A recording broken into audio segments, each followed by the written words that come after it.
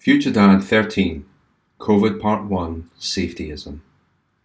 Quote, "The welfare of humanity is the alibi of tyrants." Albert Camus.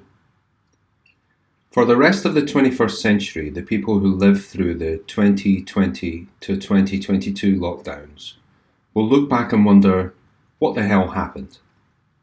I lived through it in a location where I was systematically excluded from restaurants, bars, supermarkets, and then finally, and most idiotically, my gym.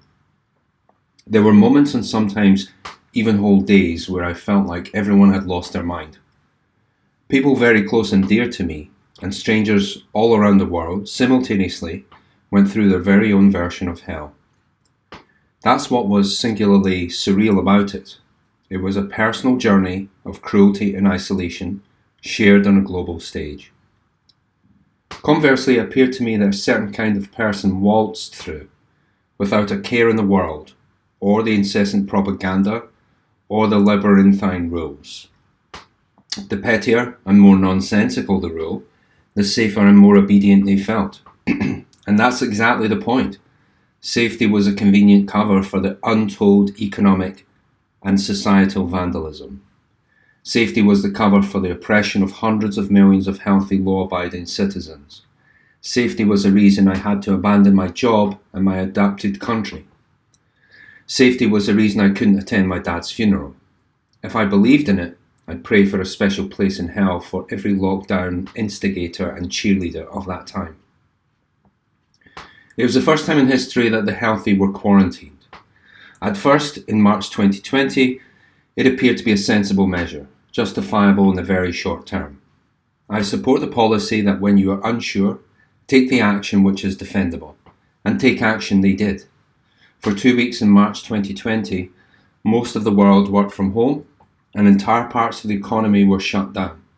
The world as one seemed to agree it was the prudent thing to do. But the 2 weeks to flatten the curve became 2 months and then 2 years. It became apparent that to anyone who didn't sit glued to the idiot box, that there was a mismatch between the hyperventilating headlines and the statistical reality. By April 2020, the figures began to emerge that even the most at-risk group had the same survival rate as the flu, and the average age of death was above the life expectancy. Yet the safetyism stayed in place and even grew in scope. Whether Australia or UK, China or Thailand, people were corralled into testing centres or they'd face ruinous fines. Businesses deemed unessential were shuttered, often never to reopen. The government became puppet master supreme, issuing dystopian decrees not to go outside or to chat to neighbours. As I described in FutureDad 11, Why Government is So Dangerous, state control grows like a weed, whenever and wherever it can. Where I was, they started to enforce wearing of masks in indoor venues in June 2020, then a few weeks later, everywhere. The egregious impact to children's schooling and ability to socialise didn't matter. The absence of evidence that face masks stopped the spread didn't matter. See FutureDad 35, COVID-3, The Lies of Lockdown, LOL. The absurdity of locking down and locking in a healthy population too in the case of the UK, save the NHS, didn't matter. The calm voices questioning the policies, including the lunatic idea that a health service had to be protected from the sick, were drowned out by pathological safetyists. You could be walking in the hills, miles from anyone, and the COVID police would fine you and treat you like a criminal. Wail and moan into the wind, into the night sky like so many Shanghai apartment dwellers. Punishment for your own safety. Of all the essays I've written, this one, number 13 of course, contains the blackest of black pills.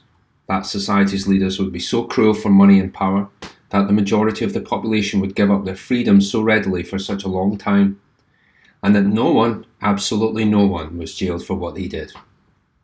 No jail for claiming safe and effective. No jail for lying to entire nations about the lethality of a relatively mild ailment. No jail for keeping families apart to grieve whilst loved ones died alone. I'm pessimistic that it will not happen again in my lifetime, and almost certain it will happen again in yours. Only next time, since the training wheels are off, it will be something much worse. There are myriad reasons why this gigantic crime against humanity was allowed to persist and go unpunished. One of the root causes is that health and safetyism demands an immediate cessation of a counter-argument. This should not be so. Any freedom that can be taken away wasn't yours to begin with. It is in fact not a freedom, but an allowance, a privilege bestowed on you by someone more powerful, more special. That is a consequence of giving up even a fragment of freedom for your safety. Not only will you end up losing both, but by the time you realize your grave mistake, it will never be yours to make again. With that in mind, how do you mitigate and avoid the effects when version 2.0 begins? You may think that because of your relative comfort in 2041 or whenever, that you'll be fine. You will be, until suddenly you're not. Cthulhu always swims left. The lessons I learned in 2020 to 2022, the lessons I pass on to you here, triggered a 5-year process of unwinding. Unwinding my trust, unwinding my dependence. Same for you. Take action now to become sovereign. See FutureDad 77 becoming state-proof. You must be ready to not rely on anyone else, especially not the government, for the following: water, safety, food, health, shelter, heat, power, and fitness. These are listed in order of the speed by which their absence will kill you. The details are similar to the preparations for civil war. Read FutureDad 33, How and Why the UK will Collapse. Note the element of safety is second only after water in urgency. Real safety is taken from you when someone subjugates it for their own benefit, while bellowing promises of your pretend safety. Ask those put in medical internment camps in Perth, Australia, or offered jab or job in Washington, DC, or forced to fish in the pond below their Shanghai high-rise, how they feel about sovereignty now. They will never forget. They were forced across the rope bridge to see the charade of their old lives from this other side. For your safety in all walks of life, in all situations, has become a conversation killer, an argument abolisher, an objection obliterator. It is the sheep's shield and bureaucrat's bayonet. The Nazis had a phrase which covered all abuses: Für Ihre Sicherheit. It means for your safety. FutureDad.